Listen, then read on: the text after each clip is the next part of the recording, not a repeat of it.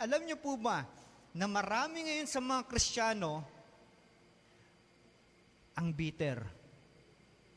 At isa po yan sa mga lumulumpo sa church po, mga kapatid.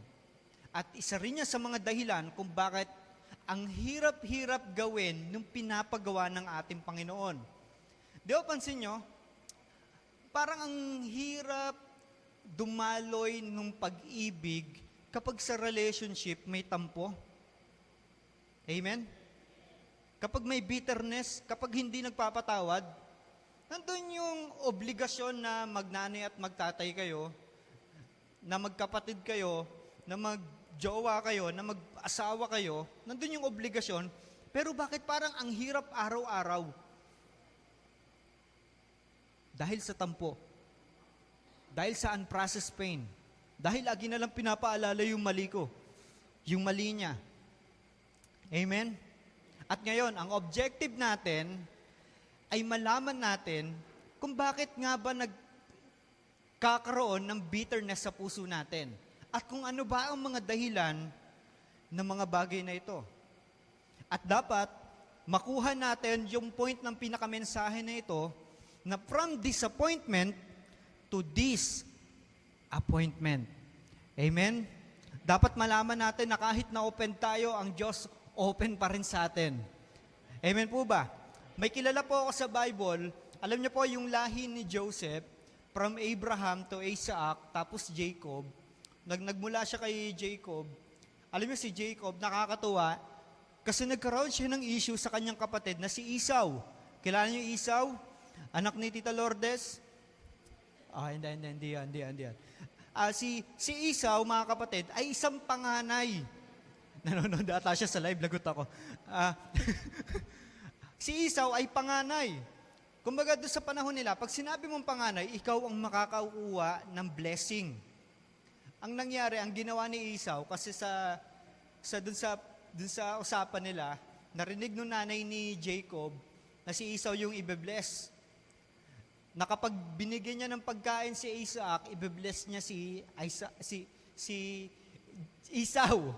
Kaya ang nangyari, sabi nung nanay ni Jacob, Jacob, ikaw yung kumuha ng pagkain, ako magluluto. Tapos ito yung ibibigay ko sa tatay mo. Para ang i-bless, hindi si Esau, kundi si Jacob. Alam niyo po nangyari? Dahil malabo na yung mata ni Isaac, at nagpanggap na mabalahibo si Jacob, kasi mabalahibo si Esau, ang binless ni Isaac, hindi si Esau, si Jacob. Doon sa panahon na yon, kapag naibigay na ng Ama yung kanyang blessing, yung pagpapala na galing sa Diyos, hindi na yung pwedeng ulitin at hindi na pwedeng bawiin.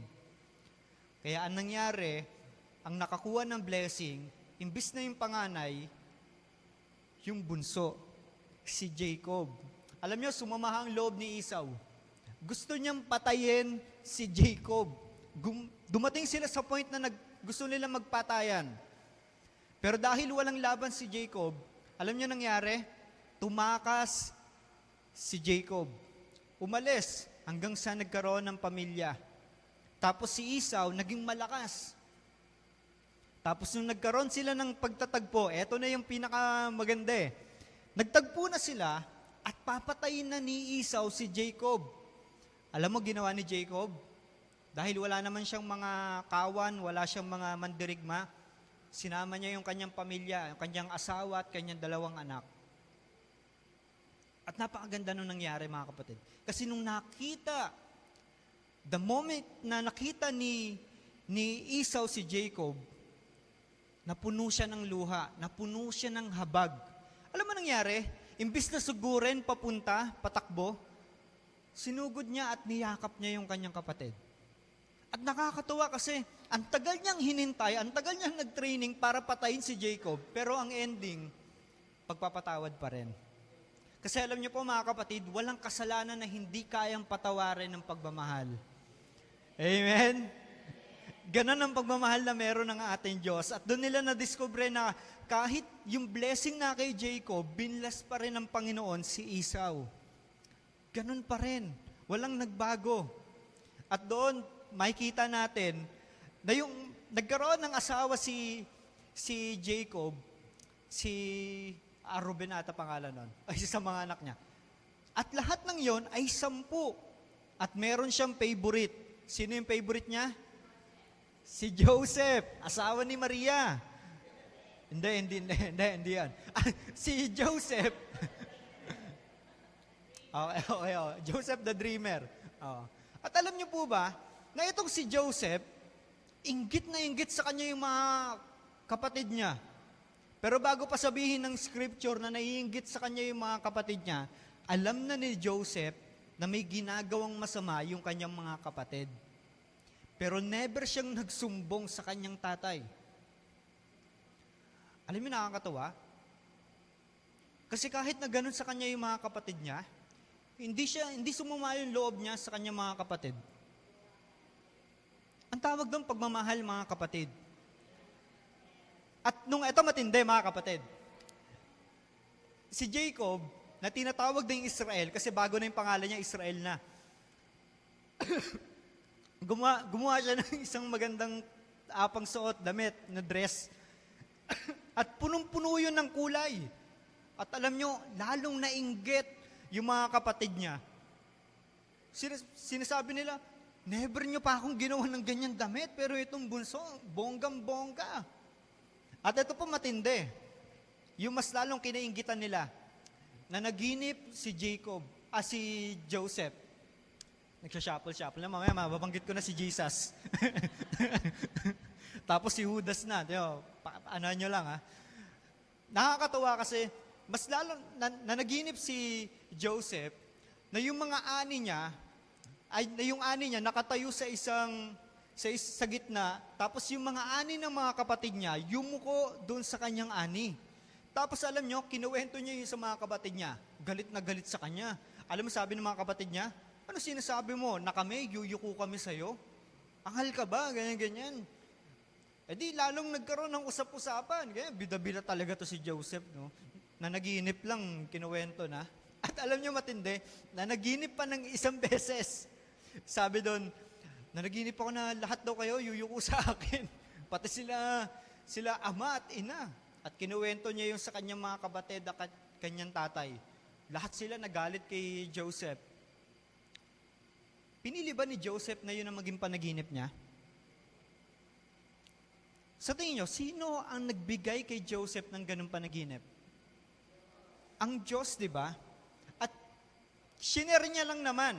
Hindi niya naman shinare yun para ma-open yung mga kapatid niya. Pero ang nakakatuwa kasi dito, na kahit magulo na dun sa sitwasyon ng pamilya nila, si Joseph, nasa isip niya pa rin kung ano yung napanaginipan niya, kung ano yung binigay sa kanyang vision ng ating Panginoon. At ito ang nakakatuwa, mga kapatid. Pag-uusapan natin ngayon, yung mga na-open kay Joseph. Ano nga ba ang bunga ng bitterness? Bago tayo magtungo sa tagumpay, kailangan ma-pinpoint natin ang cause ng bitterness and fruits ng bitterness. At ngayon, makikita natin, mga kapatid, meron tayong 4. Paki-flash nga, kapatid. We have fruits of the bitterness. 4 fruits. Una, envy. Pangalawa, gossip. Pangatlo, revenge. Pang-4, gap. At lahat ng yan, babaybayin natin sa araw na ito. Number 1, para akong host, no? Number 1, envy. Sabihin nyo nga po, envy. Envy. Sa Tagalog, inggit. Nung time na si Joseph, sinabi niya yung kanyang panaginip, yung mga kapatid niya, nainggit. Ba't ganun parang may rhyme? Sabi sa Genesis chapter 37 verse 4, sabi diyan, when his brothers saw that their father loved him more than any of them, they hated him and could not speak a kind word to him. Simula nung nakita nila na si Joseph binihisan ng napakagandang damit, lahat sila nainggit, mga kapatid. Lahat sila hindi na maganda yung trato. kay Joseph. At yun ang nagagawa ng bitterness. Alam niyo po, nawawala yung pagiging Kristiyano natin kapag nilalamon tayo ng inggit. Inuulit ko po, nawawala yung pagiging Kristiyano natin kapag nilalamon tayo ng inggit. Kasi ang Kristiyano, ano yan eh, lagi niyang ina-appreciate yung mga nasa paligid niya. Sabi nga ng ating Panginoon, mahalin mo yung kapwa mo nang higit pa sa'yo. Hindi ka dapat mainggit. Kaya minsan nawawala yung pagiging Kristiyano natin kapag naiinggit tayo. Kasi nagsiselos tayo dun sa identity na meron siya. Amen? Alam niyo po ba nakakalungkot? Kasi minsan, lalo na sa partner, no? Sa mag-asawa, sa mag-jowa, kala mo may jowa, no? Nakakalungkot kasi minsan, sasabihin niya na, kaya ako nagsiselos kasi mahal kita. Amen? So, kung di na ako nagsiselos, ibig sabihin, hindi na kita mahal. Di ba nakakalungkot na minsan ang basehan ng pagmamahal ay yung selos, yung inggit? Na hindi dapat. Kasi ang selos, galing dapat yan sa pagmamahal. Hindi selos muna bago magkakaroon ng pagmamahal. Nakakalungkot isipin na minamahal natin yung kapwa natin dahil naiinggit tayo sa kanya. Alam mo, nirerespeto kita kasi naiinggit ako sa iyo. Na minsan tumataas yung tingin natin sa mga tao dahil naiinggit tayo. Hindi po dapat maging motivation yon. Hindi po dapat doon kunin yung respeto na binibigay natin sa kanya. Kapatid, kaya ka naiinggit kasi hindi mo tinitignan yung sarili mo. Amen? Ang Kristiyano, tumitingin ka sa sarili mo kasi nasa iyo si Kristo. Ngayon, kung hindi mo siya tinitignan, kung tinitignan mo lagi yung katabi mo, yung kapatid mo, bakit ang gwapo nito? Asa si Jello? Wala tayong magagawa dyan. Bakit ang ganda-ganda nito? Ako, umaga pa lang, naglalagay na ako sa, umaga pa lang, 1 oras na ako naglalagay sa mukha ko, kaya nga ako nalilate eh. Pero siya, talagang effortless. Bakit ganun, Lord? Unfair kayo, Panginoon. Bakit siya parang 1 oras niyo siyang ginawa? Ako parang 1 minuto lang. Sige na, ganun. Di ba parang nakakalungkot?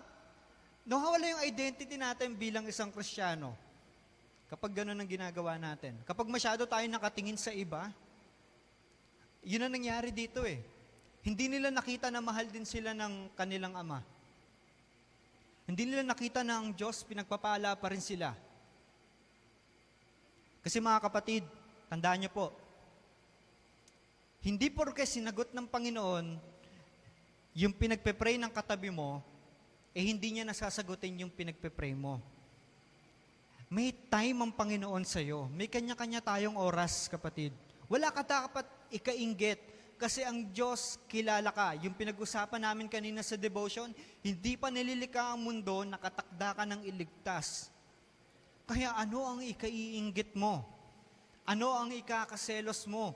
Kung una pa lang, pinlano na ng Panginoon na pagpalain ka. Alam niyo minsan, kapag hindi tayo nauungusan, hindi tayo kinakabahan eh. Halimbawa, meron kang isang kotse, 2 kotse mo.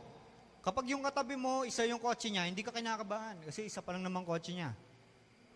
Pero pag naging 3 yung kotse niyan, doon ka na magtataka, Lord, ba't ang tagal ko ng Kristiyano ah? Ba't siya 3, akin 2 lang? Amen? Nakakasira ng identity yung inggit. Imagine, nakalimutan nilang anak sila. Nakalimutan nilang, galing nga pala sila kay Jacob. At ganun din ang nangyayari.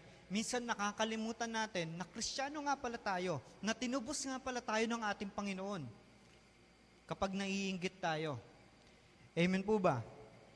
Sabi sa Santiago chapter 3, verse 14 to 16, sabi diyan, basahin ko na lang, Ngunit, kung ang naghahari sa inyong puso ay inggit at makasariling hangarin, huwag ninyo yang ipagmalaki at huwag ninyong ikaila ang katotohanan.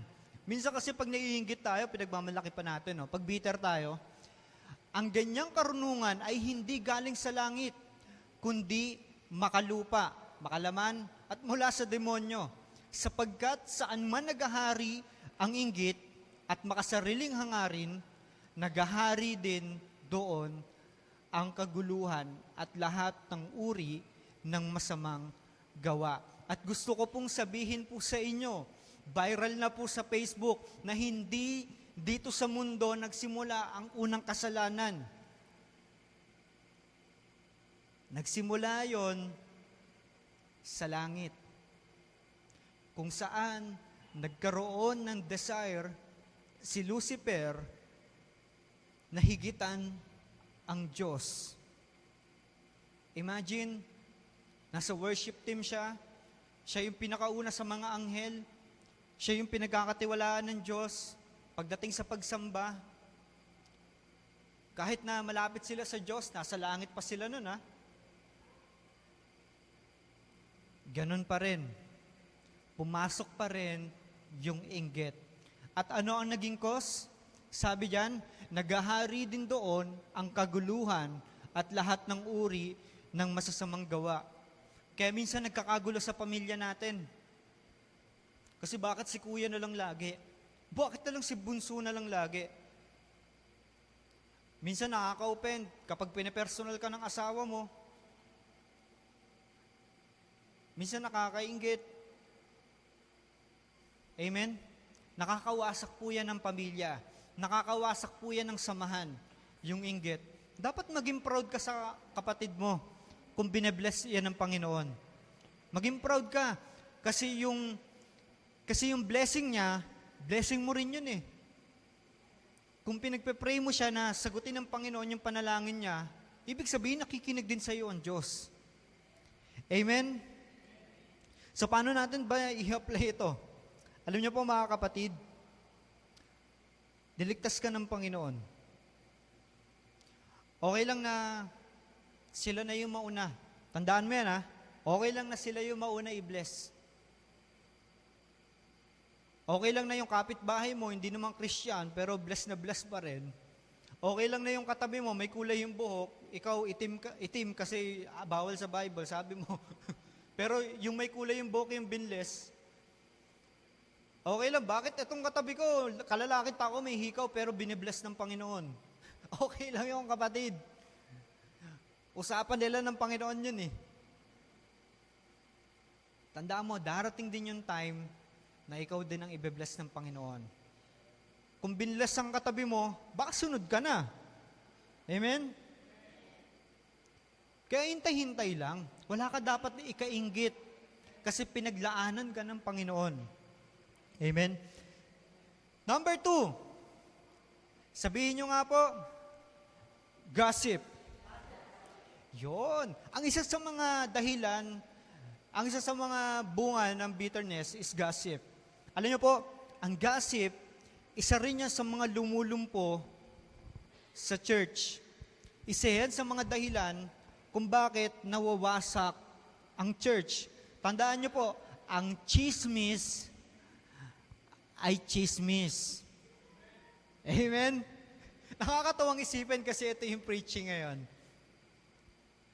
Sayang, no? Napakadami pa naman natin ngayon. Walang marites dito, sabi ni Kuya Deng. Amen. Sabi sa Genesis, tuloy natin yung kwento. Genesis chapter 37, verse 18 to 19. Nung pagkatapos si kwento ni Joseph, yung kanyang mga panaginip, di nagalit sila, yung mga kapatid, no? Tapos, hindi nila sinasama si Joseph sa mga lakad nila, sa mga pagmangangaso sila. Pero ang sabi ni Jacob sa kanya, yung tatay niya, puntaan mo yung mga kapatid mo, tignan mo kung ano nangyayari sa kanila, tapos balik ka dito. Kumbaga, mag-report ka kung ano nangyayari. Ang ginawa ni Joseph, Di hinanap niya yung kanyang mga kapatid. Nung nakita niya na yung mga kapatid niya, alam mo, itong ginawa nila. Nung nakita nila, but they saw him in the distance, malayo pa lang, and before he reached them, they plotted to kill him. Nagkaroon sila ng usapan na, patayin natin siya. Isipin nyo dahil lang dun sa damit at dahil lang dun sa mga panaginip, nagkaroon na sila ng usapan na patayin. And sabi diyan, here comes that dreamer. They said to each other. Sabi niya, ito na yung nananaginip. Alam mo nakakatuwa? Kasi yung chismis, ini-spread yan pailalim, pasikreto. Amen? Pero yung blessing, ini-spread natin nang hindi sikreto. Ano ba tawag sa kabaliktaran ng hindi sikreto? Bunyag. No? Lahat nakakarinig. Pero ang chismis, ini-spread yan, tahimik. Pansin nyo yung mga chismoso. Ayan. Para walang gender, parehas. Ayun, nakakatawa. Ganito yan Doon sa bahay namin, wala naman nanonood siguro ng kapitbahay namin.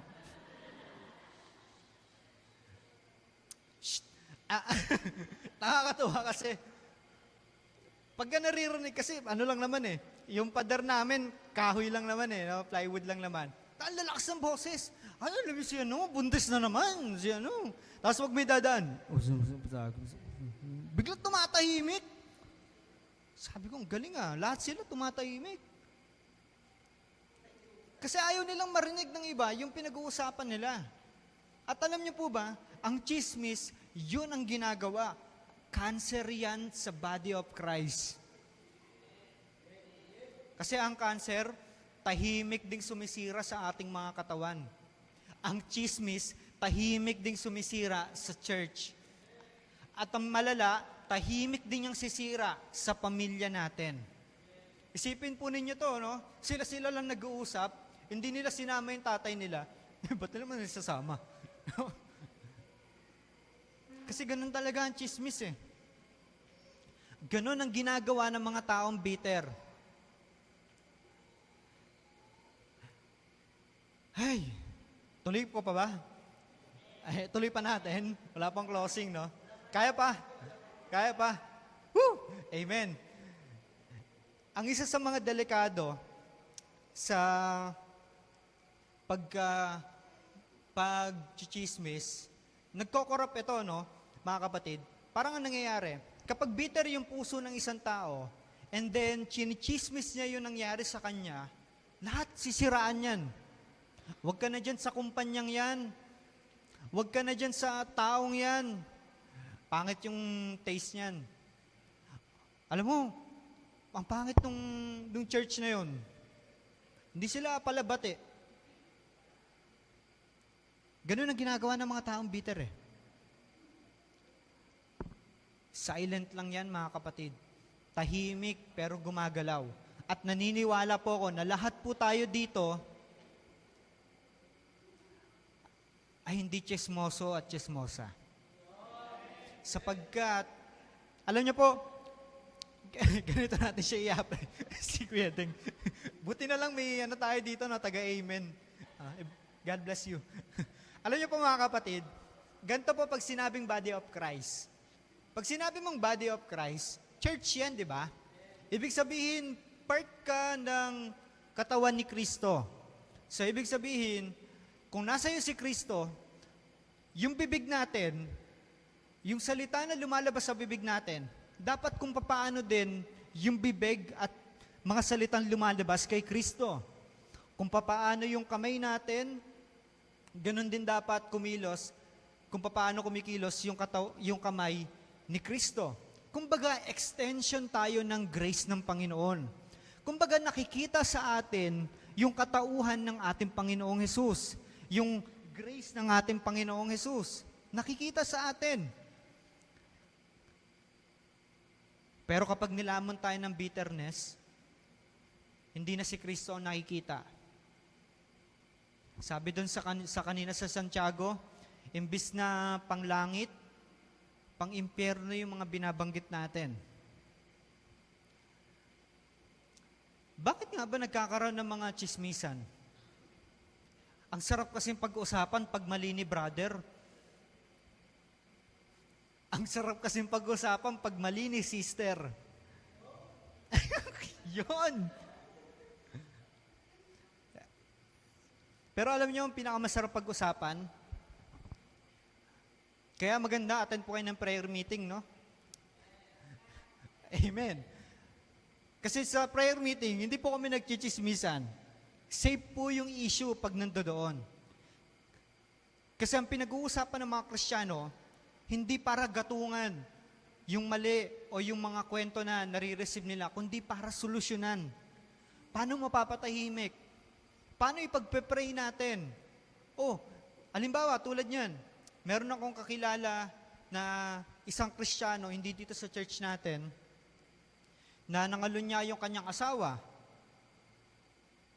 Safe sa akin yon kung sasabihin niya sa akin. Kasi ipagpe-pray ko siya. Kasi kung sasabihin ko pa yun sa inyo, nako,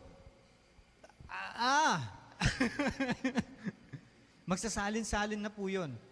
At kung sa akin pa lang, na-spread ko na, ibig sabihin, hindi na ako dapat pagkatiwalaan. Kaya ang pinakamaganda, mga kapatid, pag may problema tayo, di ba, ang Diyos natin yung sinasabihan natin, pinagkakalat ba ni Lord yung issue natin? Pinagkakalat ba ng Panginoon yung mga nagawa natin pagkakamali? So kung nasa iyo si Kristo, obligasyon mo na hindi pagkalat kung ano yung sinabi sa iyo. At isa pa, mga kapatid, ang nakakalungkot dito, kapag minsan nagsasabi ka ng problema, no, malalaman mo kapag maayos yung kausap mo, magsabi ka, alam mo, grabe to si ganyan-ganyan siya. Tapos ang sagot, ay, ganyan talaga yan? Matagal ng ganyan yan? Naku, hindi pa kita kilala ko na yan. Di ba nakakalungkot yung ganun? Parang, bato-bato sa third floor, no? Tapos iisipin mo, paano magkakaroon ng solusyon sa ganung usapan? Kung puro na lang, ganyan din yan noon sa akin?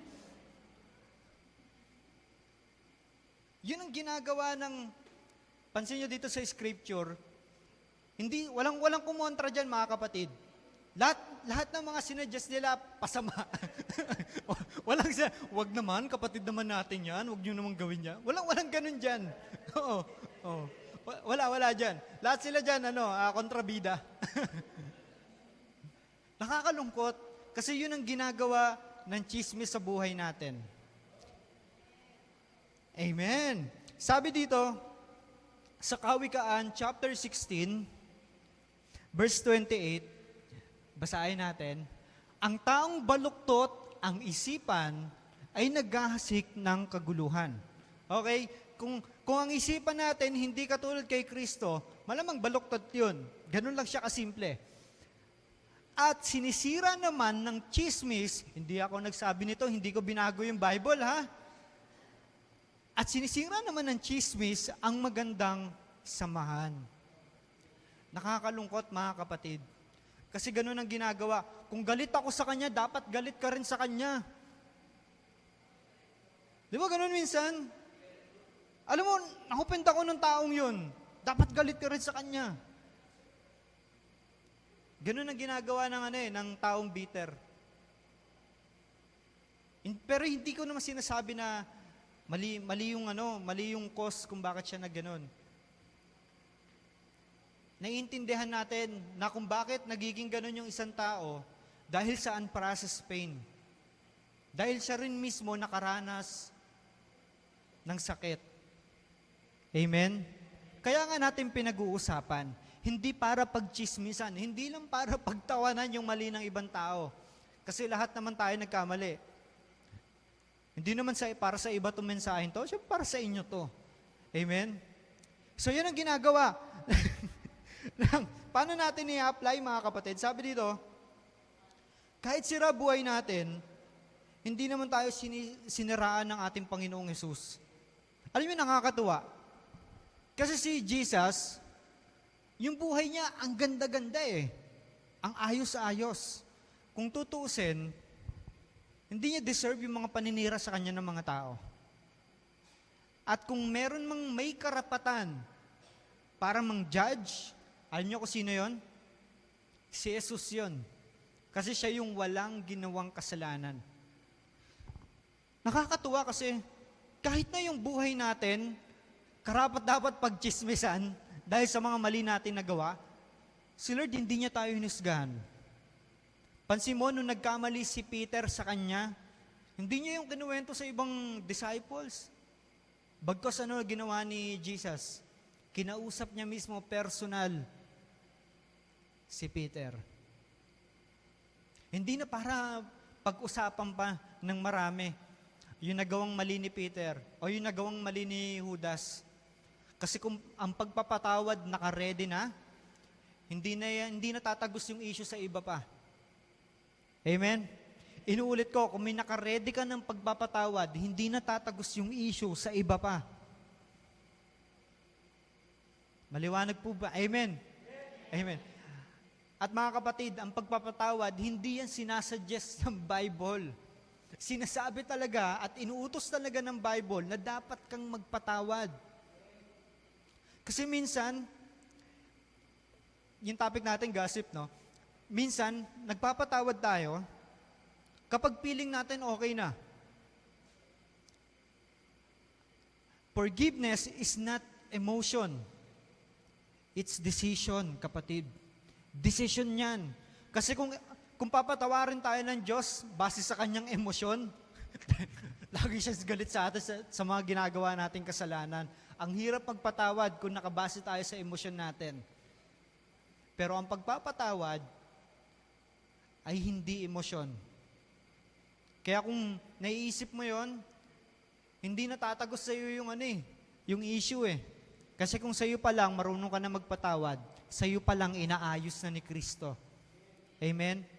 Mga kapatid, hindi ka nilikha ng Panginoon para mag-spread ng sumpa, para spread ng issue ng ibang tao.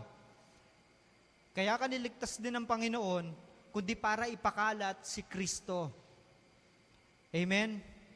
Si Kristo ang ikakalat natin, hindi si Christy, hindi si Christian. Okay, corny yun, pero totoo po yung sinabi ko. Yan. Alam mo, nakakatuwa pa. Isa pa, last na. Tignan niyo po yung katawan natin, mga kapatid. Yung katawan natin, sa tingin niyo po ba, kapag nainggit, alimbawa, naglagay ako ng singseng dito sa kamay, sa daliri, sa daliri, nagandahan yung mata ko. Kapag nainggit yung mata ko, pwede ko bang isuot yung singseng sa mata ko? Pwede bang siraan ng mata ko yung daliri ko? Bakit? Bakit hindi nagsisiraan yung bawat parts ng katawan natin? Alam niyo kung bakit? Kasi may purpose sila eh. Kasi ang nagpapagana sa kanila ay walang iba kundi ang ulo.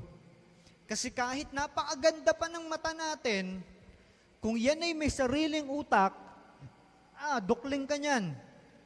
Yung isa mong mata, dun gusto tumingin. Yung isa, dito. Walang pagkakasundo. Banlag, no? Hindi naman, wag yun. Ang gusto kong sabihin, mga kapatid, kung lahat ng yan ay magkakaroon ng inggitan sa kanilang mga katabi, halimbawa itong hinliliit, may inggit dun sa hinlalaki, lilipat yan doon sa katabi niya, dito ko sa kahit ko. Kasi na-open daw katabi to eh. Abnormal yung katawan pag ganun. Amen? At ganun din sa katawan ni Kristo. Wala kang dapat kainggitan. Kasi kung saan ka nilagay ng Panginoon, doon ka magpa-prosper, doon ka pagpapalain ng Diyos, doon ka gagana.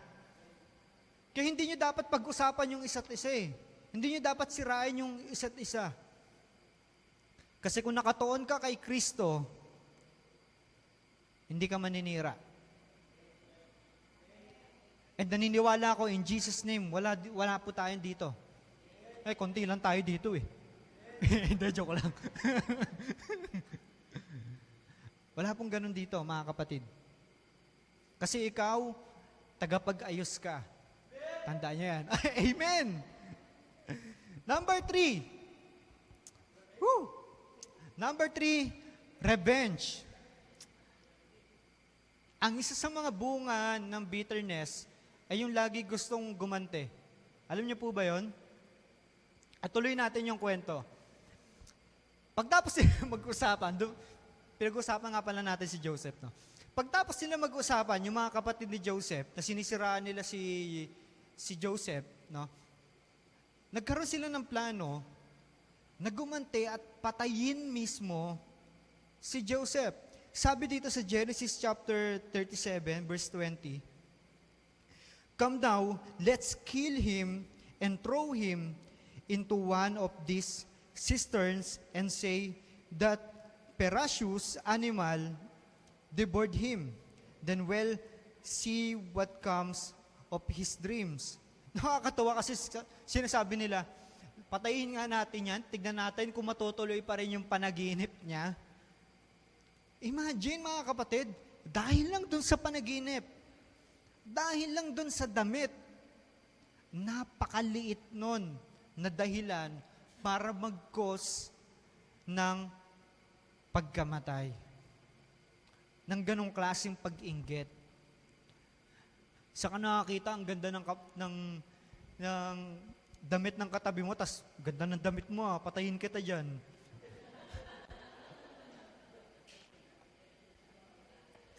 Ba't ang ganda, saan mo nabili yan? Ang ganda ng damit mo. Bless na bless ka ng Panginoon Patayin kita dyan Nakakatawa, di ba? Pero ganun yung ginawa nila. Nagkwento sa yung katabi mo ng panaginip. Alam mo, nakakatawa kasi sinagot na ako ng crush ko. Patayin kaya kita. Sinagot ka na sa panaginip. Ako, tagal-tagal ko na nanliligaw. Tapos sa panaginip, patayin kaya kita. Ganun kasimpleng dahilan. Isipin nyo, yun ang nagagawa ng bitterness, kapatid. Nakakatawa kasi kailangan late lang yung pag-usapan natin, baka lalo tayong masaktan pare-parehas. Yun ang nagagawa Nagkukos siya ng pagkawasak at hindi naging maganda yung ending po ng kwento na to. At alam niyo po ba, pagkatapos ng kwento na to, si Jacob, hindi na naging maayos yung trato niya, hindi na naging maayos yung lifestyle niya. Hindi niya na kinakausap yung mga anak niya dahil nung nawala si Joseph. Kasi yun ang nagagawa ng inggit Yun ang nagagawa ng bitterness Yung imbis na buo yung pamilya, nagiging broken family. Minsan, ito nakakalungkot. Buo nga kayo sa bahay, pero malayo naman yung puso nyo sa isa't isa. Gusto nyo mapaghiganti. Hindi ako papayag na kung ininis niya ako, dapat inisin ko rin siya. Na kung binato niya ako ng bato, dapat ibabalik ko rin sa kanya. Na kung siniraan niya ako, dapat sisiraan ko rin siya. Minsan ganun po tayo mga kapatid Minsan nagkakaroon tayo ng kaisipan na hindi ako papayag na ako lang yung lugi.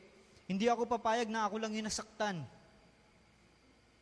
Alam mo sabi ng Panginoon, nung kausap niya yung mga disciples niya at nagtanong si Peter, sabi ni Peter, "Lord, ilang beses po bang dapat patawarin yung aking kapatid sa isang araw?"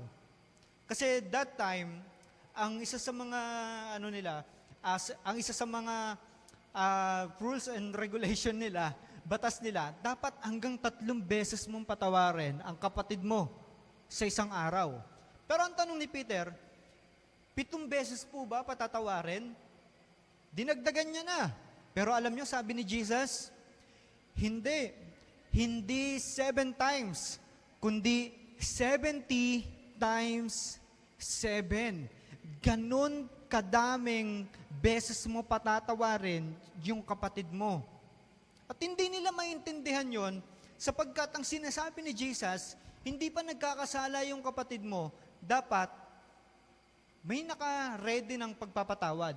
Kasi alam mong tao lang din yan. At alam nyo, hindi pa rin nila magets. Kaya sabi ni Jesus, sige, ganito, meron akong kwento. Sabi ni Jesus, sorry. Sabi ni Jesus, meron isang Panginoon, meron isang pinuno that time, napakalawak ng kanyang lupain. Mayaman to, tapos meron siyang mga kawal. Tapos, yung pinunong yon, merong isang alipin na merong utang sa kanya. Napakalaki ng utang. Alam nyo, hindi sapat na magtrabaho siya ng 50,000 years para mabayaran yung utang na yon. Pero alam mo na habag yung pinuno dun sa alipin. Sabi niya, sige, absueldo ka na. Hindi ka na pagbabayarin sa utang mo. Ibig sabihin, bayad na lahat ng yon. Pinapatawad na kita kasi naawa yung pinuno eh. Pero alam nyo, anong nangyari doon sa alipin? Di umalis na siya. Nung pag-alis niya, nasalubong niya yung may utang sa kanya. Tapos alam mo ginawa niya? Pinakulong niya kasi hindi makabayad. Imagine, pagkatapos siyang patawarin, hindi siya nagpatawad. Tapos ginawan niya pa ng masama. Pinakulong niya pa. Nung nakita yun ng mga kawal, sinumbong nila dun sa pinuno. Tapos alam mo ginawa? Kinulong din yung alipin. Kasi sabi ng pinuno, ikaw nga pinatawad kita sa napakalaki mong kasalanan, sa napakalaki mong utang, pero hindi ka marunong magpatawad, hindi ka marunong magbigay ng absuelto. Galit na galit yung pinuno eh. At sabi ni Jesus, ganun din ang Ama natin na nasa langit. So ibig sabihin, lahat tayo may malaking utang sa Diyos na hindi natin kayang bayaran. Alam niyo po kung ano yon? Kasalanan. Yan ang utang na hindi natin kayang bayaran sa Diyos. Pero pinagbayaran ni Kristo. Kaya mga kapatid, wala ka dapat igante. Hindi mo dapat paggantihan yung kapatid mo ng masama. Kung ginantihan ka ng Diyos ng mabuti sa ginawa mong masama, yun din dapat ang igante po natin. Kasi hindi matatapos ang gulo kung laging gante ang nasa isipan po natin. Maniwala po kayo, hindi yan matatapos kung laging gante. Nakakalungkot kasi minsan, halimbawa, yung dalawang bata nag-away, tapos nadamay yung magulang, yung dalawang nanay. Yung bata magkabati na eh. After 1 hour, pero yung mga magulang di pa batiyan. Aabot pa yan sa buwan. Dadaan pa yan sa napakaraming proseso. Yung tipong, hindi ako pupunta dyan kasi nandyan siya. Isang gano'n, di ba? Nakakalungkot. Kasi hindi tayo nilikha ng Panginoon para gumante sa mga nakagawa ng masama sa atin. Tandaan niyo po yan. Isipin niyo si Jesus, mga kapatid. Nung minamak siya ng mga tao sa paligid niya habang siya ay nakapako sa krus, alam niyo sinasabi sa kanya, kung ikaw nga ang Diyos, bumaba ka nga dyan. Kung papatunayan lang ni Kristo kung sino siya, pwede siyang bumaba at magpadala ng anghel. Pero dahil purposeful ang ating Panginoon, hindi niya kailangan pumatol doon. Hindi niya kailangan gumante. Kasi alam niya na para sa kanila din itong ginagawa ng ating Panginoon. Alam mo, sabi niya sa Luke chapter 24, Father, forgive them, for they do not know what they do. Isipin po ninyo, gusto ng Panginoong Hesus na patawarin niyo po sila kahit hindi pa sila humihingi ng tawad. Ganun pala ang pagpapatawad. Ang pagpapatawad, hindi siya ang magde-decide, kundi ikaw ang magde-decide. Amen? Hindi na hinintay ng Panginoon na may humingi ng tawad sa Kanya, sa totoo lang. Bagkos ang sinabi niya, patawarin niyo po sila kasi hindi nila alam ang ginagawa nila. Noon pa man, may nakahanda ng pagpapatawad po sa atin. Salamat sa Diyos kasi hindi niya tayo ginantihan ng nararapat sa mga ginawa natin. Bagkus sinama tayo sa parada ng tagumpay, mga kapatid. So bilang isang Kristiyano, dapat maalis sa atin yung inggit, yung chismis, at yung gantihan. Tandaan niyo po, yung sinasabi ko, fruits of the bitterness, pero ang meron ka, fruits of the Holy Spirit. Tandaan niyo po yan. Ang bitterness, nagbubunga yan. Makikita mo yan sa attitude. Kaya, ang bunga ng Holy Spirit, makikita din sa attitude din. Hindi mo pwedeng itago yan, na mabait ako pag ako lang mag-isa. Hindi po. Pinapakita po yan. Amen? Last natin. Alam niyo, minsan nakakalungkot. Wait lang. Ako nga pala. Alam niyo, nakakalungkot minsan, may mga Kristiyano na naghihintay na ma-open sila. May kilala ba kayong ganon? Yung, sanggiin lang talaga ako nito. Bibigyan ko to ng isa eh. Alam mo, minsan, nakakalungkot kasi may mga Kristiyanong hinihintay nila na ma-open sila, tapos dun sila sasabog talaga ng sobra, ng bonggang-bongga talaga. Yung palang, etong tunay kong kulay. Dahil sa'yo, kaya ako ganyan. Pero ang totoo, ganun na talaga siya, bago pa mangyari yung matrigger. Nakakalungkot kasi yung taong bitter, naghihintay ang ma-open. Nakakalungkot. Pero ang taong na kay Kristo, hindi yan naghihintay ma-open. Ang hinihintay niya, yung magpatawad siya. Ang nakakatawa, no? Sino kaya dito patatawarin ko? Mga kapatid, sabi sa, basahin mo natin itong unang Pedro, chapter 3, verse 9. Sabi dito, huwag ninyong gantihan ng masama ang masama. Huwag ninyong sumpain ang sumusumpa sa inyo. Sa halip, pagpalain ninyo sila dahil pinili kayo upang tumanggap ng pagpapala ng Diyos. Kapatid, alam niyo po, ang isang puno ng mangga, kahit tapyasan mo yan, kahit sipain mo yan, puno pa rin siya ng mangga. Na-open ba siya? Hindi. Naging puno ba siya ng saging? Hindi. Naging puno ba siya ng santol? Hindi. Puno pa rin siya ng mangga. Ibig sabihin, kahit dumanas siya ng bagyo, kahit na sinipa-sipa siya, kahit tapyasin mo yan, kahit sungkitin mo lahat ng bunga niyan, yung identity niya, mangga pa rin.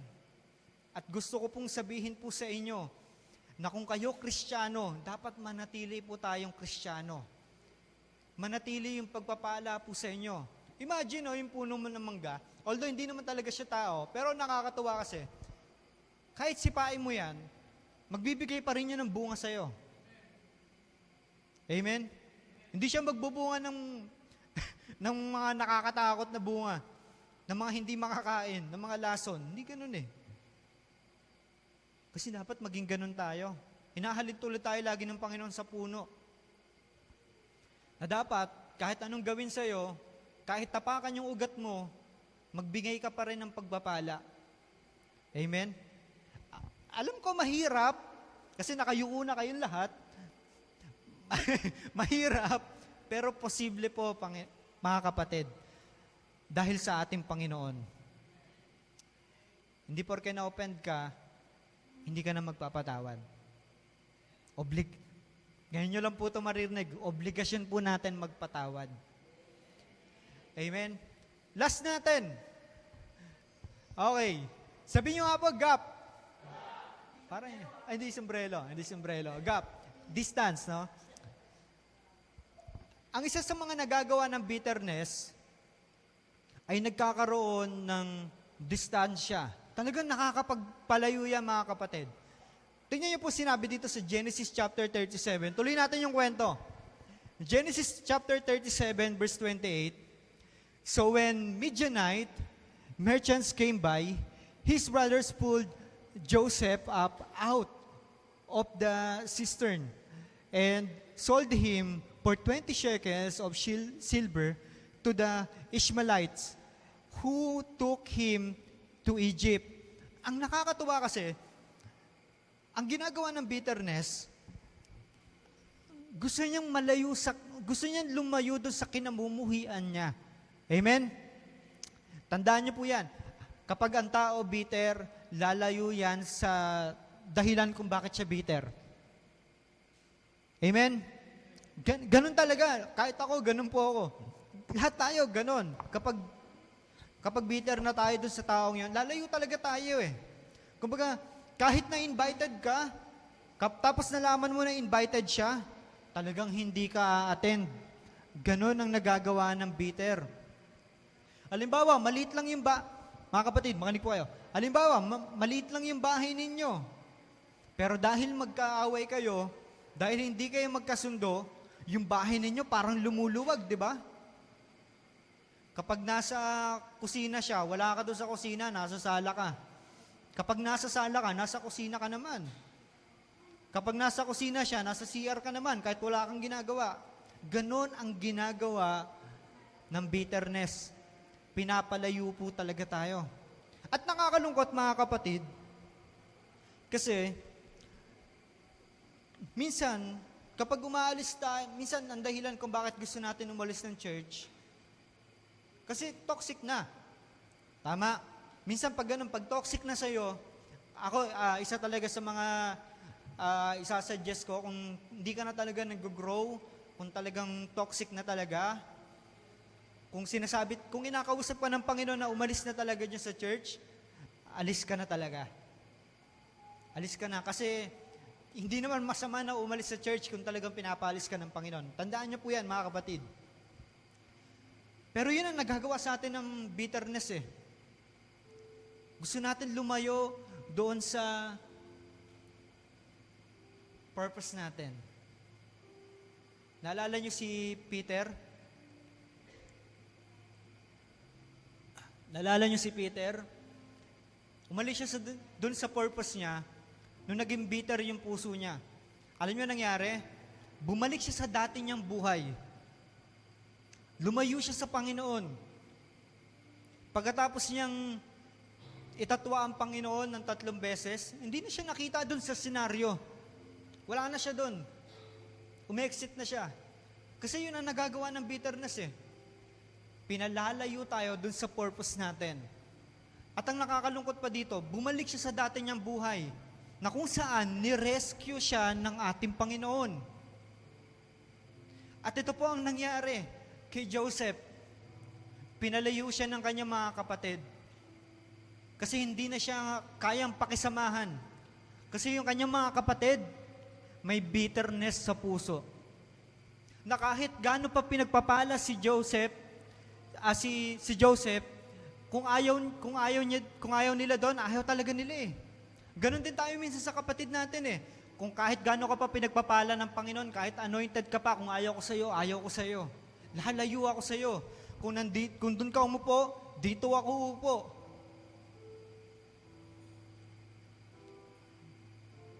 Amen? Nakakalungkot kasi dahil sa kasalanan, dahil sa pain, dahil sa unprocessed pain, nalalayo tayo dun sa bagay na mahalaga at dapat meron tayo. Unang-una, ang Diyos natin. Alam niyo, nakapagpalayo kila Eva at Adan, alam niyo, nawala sa kanila at sa Diyos, yung relationship. Lumayo ang Diyos. Kasi bakit? Nagkaroon ng kasalanan eh. Pero alam niyo, nakakatuwa, kasi hindi pa rin pinutol ng Panginoon yung kanyang relationship sa mga tao, kahit na matindi ang kasalanang nagagawa sa Kanya.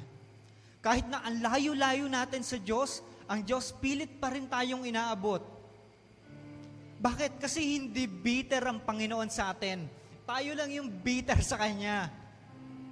Kaya minsan lumalayo yung tao sa Diyos, kasi yung mga prayers na hindi sinasagot ng Panginoon, yung mga nangyari sa buhay na hindi sinusolusyonan ng Panginoon, kaya nagkaroon ng bitterness sa relationship niya sa Diyos, kaya umaalis. Pero ang Diyos patuloy pa rin nanunuyo sa atin. Imagine, ang tagal mong nawala sa ministry, ang tagal mong nawala sa church, pero hanggang ngayon, inaabot ka pa rin ng Panginoon. Bakit? Kasi puro ang pagmamahal ni Kristo. Kasi wala siyang kasalanang hindi kayang patawarin. Ganon tayo kamahal ng ating Panginoon. Na kahit minsan mali yung pamilya natin, nagkakanda wasak-wasak na dahil sa inggitan, dahil sa mga tampo, nalumpo na yung church. Pero si Lord, handa pa rin siyang ibigay yung kamay niya para sa atin. Kasi ganon tayo kamahal ni Kristo. Hindi ka minahal ni Kristo dahil sa worth mo, dahil sa kung sino ka. Minahal ka ng ating Panginoon dahil sa kung sino siya. Kaya nakakatuwa Lord, thank you, dahil kahit marami na akong nagawang pagkakasala sa iyo, pagkukulang sa iyo, hindi ka pa rin bitter sa akin. Kaya ang gusto ko pong sabihin, na kahit maraming nagawa sa iyo, yung mga kapwa mo, yung mga tao nasa paligid mo, matuto ka pa rin sanang magpatawad. Amen? Nakakatawa ang Diyos kasi, naalala mo yung time na pinatawad ka ng Panginoon? Hindi niya nireview yung mga kasalanan na ginawa natin sa Kanya. Kung ipapakita dito sa screen, yung mga nagawa kong kasalanan, wala na akong mukhang ihaharap po sa inyo. At kayo rin po, kung ipapakita dito sa screen, wala na rin po kayong mukhang may ihaharap. At kitang-kita ng Diyos lahat ng ginawa nating kasalanan, lahat ng mga kasinungalingan natin, lahat ng mga panloloko natin, lahat ng mga kakulangan natin. Pinakita ba ng Panginoon yung kanyang paghihigante? Ang pinakita niya ay grasya at pag-ibig na meron sa kanya. Kaya't salamat sa ating Panginoon, mga kapatid. Alam niyo, nakakatawa dito kay Joseph. Kasi itong mga pinag-usapan natin, lahat ng ito yung may problema kay Joseph. Pero hindi naman natin pinag-usapan mismo si Joseph. Kung ano yung naging response niya dun sa envy, dun sa gossip, dun sa revenge, dun sa gap. Hindi natin pinag-usapan kung ano yung response niya. Tahimik siya buong Lahat ng yan tahimik siya. Alam niyo kung bakit? Kasi una pa lang, pinakita na ng Panginoon yung vision, yung promise ng Diyos sa Kanya. At gusto ko pong sabihin sa inyo, na sa time na kapag ikaw ay na-open, alalahanin mo yung promise ng Panginoon. Kasi yun ang dahilan kung bakit ka nandito. Hindi ka nandito dahil sa sarili mo. Nandito ka dahil kay Kristo. Amen? Kaya pupunta ka dito sa church, dahil gusto mo i-meet ng Panginoon, gusto mo sariwain yung mga sinasabi sa iyo at pangako ng Panginoon. At yun ang naging motivation ni Joseph, kaya siya hindi na-open. Alam niyo nangyari? Sinamahan pa rin ng Panginoon si Joseph. Kahit dun sa time kay Potiphar, kahit dun sa time na napunta siya sa dungeon, nakakalungkot kasi napunta siya sa pinakamalalim. Alam niyo yung balon? Malalim na yun, di ba? Pero, higit pa doon ang napuntahan niya sa Egypt. Napunta siya sa dungeon na kung saan napakadilim din. Pwede siya magtanong sa Diyos, Lord, nasan yung panaginip ko na sinabi mo sa akin? Pwede siya magtampo sa Panginoon Pwede siya magkaroon ng bitterness Kasi Lord, sabi mo, ipaprosper mo ako. Sabi mo, magiging maayos yung future ko. Bakit ganito? 2 beses ako nahulog. 2 beses ako napunta sa pinakamalalim na parte ng mundong ito. At ngayon, nandito na naman ako. Alam niyo, pinagbintangan siyang ng gahasa. Nagpaliwanag ba siya? Wala. Bakit? Kasi naniniwala siya, may pangako ang Panginoon kahit nasa madilim ako ngayon. Kahit na na-offend ako, kahit na na-disappoint ako, may pangako ang Panginoon. At yan ang gusto ko pong sabihin po sa inyo, na alalahanin mo yung pangako ng Diyos sa iyo. Kasi mga kapatid, your calling is greater than your pain. Ganun kabuti ang ating Panginoon. Sabi niya dito, nung na-meet niya yung mga kapatid niya, kasi noong time na nakulong siya, nag-i-interpret siya ng panaginip, di ba? Hanggang sa nagkaroon ng panaginip, yung hari ng Egypt, tapos sabi sa kanya, walang makapagpaliwanag ng panaginip ng hari. Ang nag-iisa lang na kayang magpaliwanag ay si Joseph. Nakakatuwa kasi nung paniliwanag ni Joseph, talagang dahil sa kanya, naligtas yung mga tao. Imagine, kahit ganun katindi yung nagawang kasalanan ng mga kapwa niya sa kanya, still ginamit pa rin siya para maligtas yung mga taong nasa paligid niya. Amen? Nakakatuwa kasi kung pwede niyang tignan na na-offend siya eh. Pero ang tinignan niya, yung plano ng ating Diyos. Nung naipaliwanag niya yung panaginip ng hari, talagang naging parang vice president siya dun sa Egypt. Isa siya sa mga pinakamayaman nun. Pangalawa sa hari. At nung time na dumating yung taggutom, at ang may pagkain lang, at ang pinagpala lang ay yung Egypt, dahil nandun si Joseph. Kasi kung saan pumunta si Joseph, pinagpapala. Ganon din po kayo mga kapatid. Kung saan kayo pumunta, pinagpapala din po kayo ng Panginoon. Nung dumating, yung mga kapatid from Canaan, tapos pumunta sila sa Egypt, yung bumiyahe yung mga kapatid ni Joseph, hindi nila namukaan si Joseph kasi may eyeliner na. Kasi, joke lang. Kasi may gano'n yung mga ano. Hindi nila namukaan, hindi nila nakilala. Tapos, takot na takot pa sila kay Joseph. Kasi, pangalawa yan sa hari eh. Pero alam nyo, nakakatuwa. Kasi ang daming naging proseso nun, tinest ni Joseph, kung talagang nagbago na yung mga kapatid niya. Pero bago niya i-test, hindi niya napigilan yung luha niya. Talagang, parang harap na ako sa mga kapatid ko. Tetest ko sila. Tapos naiyak, mamaya na. Ganun ang nangyari, kung babasahin niyo yung scripture. Tapos nung tumahan na siya, saka siya nakipag-usap ulit. Tapos habang kumakain sila, kinaumagahan, tinest niya, no? Lahat sila nakapasa sa test. Tapos doon na ni-reveal ni Joseph kung sino siya. Ako ito, yung kapatid ninyo. Ano yung nakakatawa? Ako yung inulog nyo sa balon. Parang palatandaan talaga. Ako yung ginawa niya ng masama. Pero alam niyo, sabi ni Joseph, sa Genesis chapter 50, verse 20, you intended to harm me. Ginawa niyo ako ng masama. But God intended it for good to accomplish what is now being done, the saving of many lives. Ganon kabuti ang ating Panginoon. Gusto ko pong sabihin sa inyo mga kapatid, na kahit may nagawang masama sa iyo, yung mga taong nasa paligid mo, hindi magbabago ang plano ng Diyos. Kaya dapat matuto kang magpatawad. Sabi ni Joseph, ginawa niyo ako na masama, pero yung ginawa niyong, yung epekto nun, ginawang mabuti ng Panginoon para sa akin. Naligtas yung maraming tao. At gusto ko pong sabihin mga kapatid, gagamitin ka pa ng Panginoon para maraming maligtas. Kaya hindi porke natisod ka, dahil na-offend ka, ay hindi ka natatayo. Hindi ka nilikha ng Panginoon ng nakadapa. Nilikha ka ng Panginoon para lumakad, kapatid. Kaya kung nadapa ka, tayo ka lang. Kung na-offend ka, magpatawad ka lang. Kasi may plano si Lord sa iyo eh. Isipin nyo, nagbabagyo sa labas, pero nandito ka, umattend. Gusto makinig ng salita ng ating Panginoon. Next mo, anak. Sabi yan, tingnan mo to ha. Gusto kong sabihin na, your calling is greater than your pain. Na kahit malaki pa yung sakit na naidulot sa'yo, mas malaki pa rin yung calling na meron ka.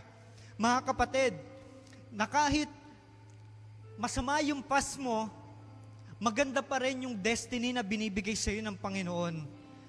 Tignan natin si Joseph, mga kapatid.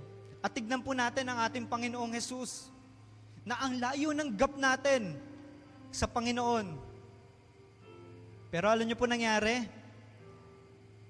na dahil sa tindi ng kasalanan natin, alayo natin sa Diyos, ang Panginoong Hesus na ang bumaba para iparanas sa atin yung pagmamahal na meron ng ating Panginoon. Siya na ang nanuyo, siya na ang sumagot, siya na ang nagpatawad. At yun po ang dapat nating gawin. Pwede po ba tayo tumayo? Kasi ang dami natin eh.